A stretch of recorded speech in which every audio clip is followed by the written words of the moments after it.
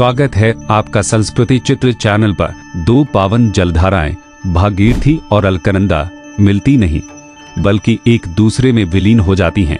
कैसे इस अद्भुत मिलन से एक मोक्षदायिनी पवित्र नदी का जन्म होता है? क्यों देवभूमि उत्तराखंड में एक को सास और दूसरी को बहू कहा जाता है? आइए इस गहरे रहस्य को जानते हैं।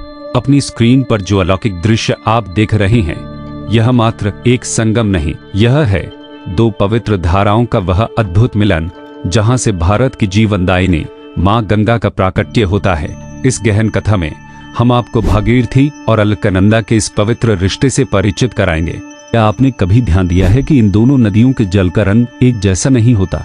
एक ओर भागीरथी का जल नीलम सा पारदर्शी और शांत बहता है, तो दूसरी ओर अलकनंदा का पानी मटमैला, धुंधला और गहरा दिखाई देता है।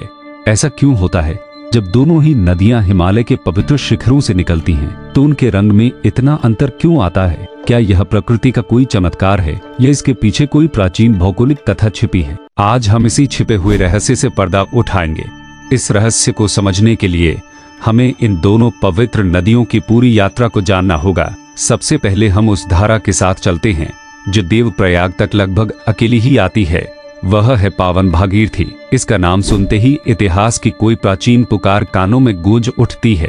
भागीरथी निकलती है गंगोत्री हिमनद के पवित्र गोमुख से, जहां बर्फ पिघलकर एक पतली सी धार में बदलती है और वही धार आगे चलकर भागीरथी का विराट रूप लेती है। इसकी यात्रा का हर पड़ाव, हर मोड़ अपने आप में एक दिव्य कथा है। गोमुख से निकलकर भागीरथी सर्वप्रथम गंगोत्री धाम पहुंचती है, फिर भैरव घाटी के बीहड़ रास्तों से गुजरती हुई हर्षिल की शांत वादियों की ओर बढ़ती है। हर्षिल, जहां नदी की गरजती हुई धारा बर्फीली घाटियों से टकराकर अपनी गूंज बिखेरती है, वहां से यह गंगानी होते हुए पुराने टिहरी की ओर बहती है, जो अब जल में डूबी एक स्मृति बन चुका है।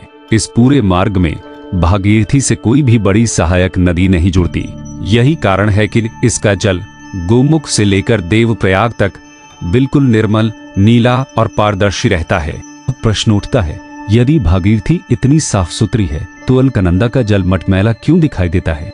आइए अब उसकी अद्भुत यात्रा और उसके गहन रहस्य को समझते हैं। अलकनंदा वह नदी है जो अकेली नहीं बहती बल्कि अपने साथ कई अन्य धाराओं को समेटे चलती है। इसकी पवित्र यात्रा सत्तुपंथ हिमनद से आरंभ होती है, बद्रीनाथ धाम से आगे। यहीं से वह पावन धारा, जो बाद में भारत की आत्मा बनने वाली है, पहली बार धरती को स्पर्श करती है। सबसे पहले यह माना गांव पहुंचती है, जहां इसका मिलन पवित्र सरस्वती नदी से होता है।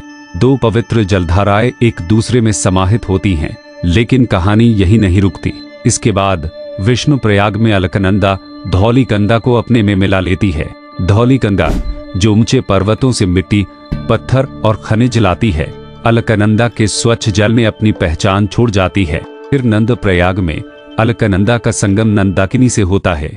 नदियों की यह यात्रा जैसे रिश्तों की परतें खोलती है। हर संगम, हर मिलन एक नई परछाई छोड़ता है। इसके आगे कर्णप्रयाग में पिंडर नदी और फिर रुद्रप्रयाग में मंदाकिनी नदी अलकनंदा की साथी बनती है। हर एक सहायक नदी अपने साथ न केवल जल बल्कि अपने क्षेत्र की मिट्टी, रेत, खनिज और ऊर्जा भी लाती है, और यह सब अलकनंदा में समा जाता है। इसीलिए सत्तुपंथ से जो जलधारा स्वच्छ और शांत थी, वह देवप्रयाग तक आते आते मटमैली, भारी और गहन रहस्यमय बन जाती है। उत्तराखंड के गढ़वाल क्षेत्र में इन दो नदियों को मात्र जलधाराएं नहीं बल्कि रिश्तों के जीवंत प्रतीक के रूप में देखा जाता है। भागीरथी को सास कहा जाता है। वह तेज गर्जना करती हुई अपनी राह में किसी को साथ नहीं लाती। उसका बहाव आक्रामक और उसके रंग में एक शुद्धता है, जैसे वह स्वयं पर गर्व करती हो। और फिर है अलकनंदा, जिसे बहू कहते हैं। वह शुरुआत में चंचल होती है, पर रास्ते भर दूसरों को अपने साथ मिलाती जाती है। हर संगम के बाद वह शांत और संयमित होती जाती है, जैसे कोई नई बहू ससुराल में ढल जाती है। देवप्रयाग में उनका मिलन प्रेम और समर्पण से मां गंगा का अद्भुत सृजन है।